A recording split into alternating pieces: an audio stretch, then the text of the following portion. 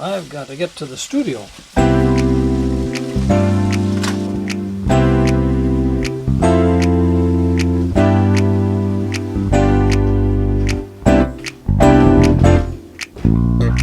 You know, our religion, our faith, has to address the environment, has to address the community, has to address issues of poverty.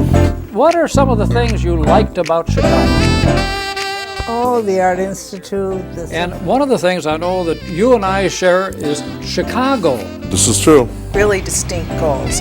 Our primary interest was in campaign finance reform, but we were also interested in election law and in civil union. Have better and cleaner politics in Oregon. Dan, good to have you on Speaking Frankly.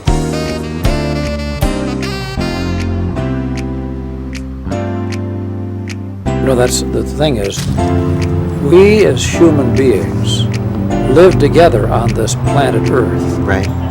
We also live together in our societies, in our nations, in our communities.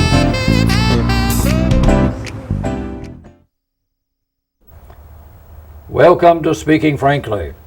Well, the summer is here, and we see it all about us. One of the things that we've been waiting for, and it finally arrived.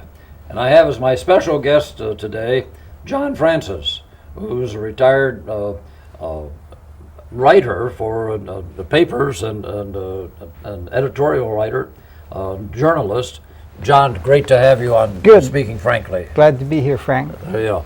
You know, I've appreciated so much your participation in our think tank that occurs once a month. And I'm grateful to you for sharing today something of your life and your interests and your concerns about what's happening to not only us, but for others internationally.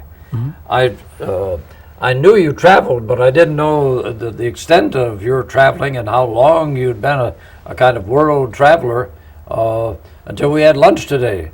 And I'd really like you to share a little bit how you got started. In fact, didn't you do a lot of it on bicycles? Well, I started as a hitchhiker when I was just out of high school and hitched around Europe for a while. And after I finished university, I spent about 5 years hitchhiking primarily through North Africa, East Africa, and Southern Africa. Probably the most time was in what is now Zimbabwe, although at that point it was Rhodesia.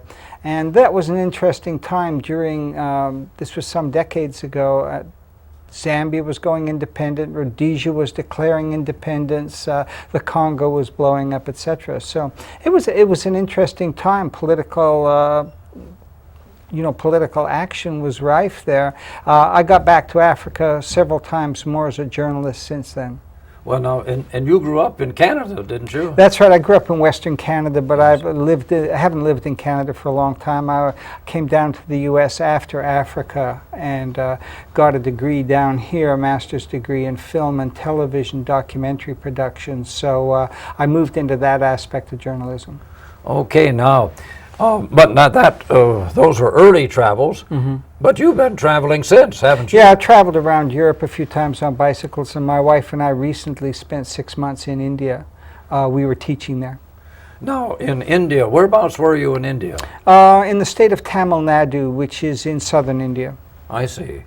So, what sort of organization were you a part of? We were teaching at an international school. It's operated by, it's a church-operated school, but it's not actually a religious school as such. It's just a private boarding school is what it amounts to. I see. Now, what are some of the things that you've been coming across recently in your international travels that really have inspired you to be concerned, to have a global concern? Well, what strikes me, let's talk about the United States at the moment and the economic conditions here. I guess what I would call the present condition is the third worldization of the United States. One of the things that's very distinctive about the third world is it's not particularly poor. A country, whether it's Mexico or Indonesia or Egypt or even the Congo, is not a poor country. It's just most of the people are poor. There's a great deal of wealth there, but it's very much up at the top 1% or less of the people. And that top 1% pretty much controls the politics, it controls the communications, it controls the industry. There'll be a small middle class below that, and then a gigantic 80 or 90% of, of people in abject poverty. Now, we haven't reached that stage yet, but over the past few years, I see it coming here already, the tremendous economic disruption that's taking place in this country.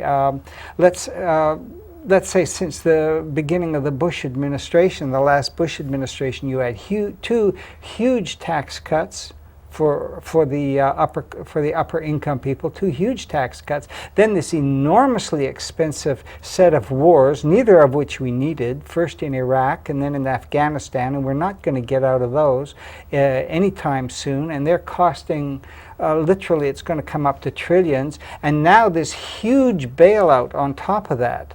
Well, in a sense, the bailout is for the economic industry, isn't it? The bankers and yeah. What I would have, the bailout could have been handled differently. Obama didn't have to do it this way if he had had the political courage. The essence of capitalism, he could have said, look, I was elected as a capitalist. People have called me a socialist. I'm not a socialist. The essence of capitalism is competition. Companies fight against one another for customers, and that's what brings the efficiency. That's why the customer benefits, because you have several companies vying for the business, keeping prices low. They have to be agile. They have to be adaptable.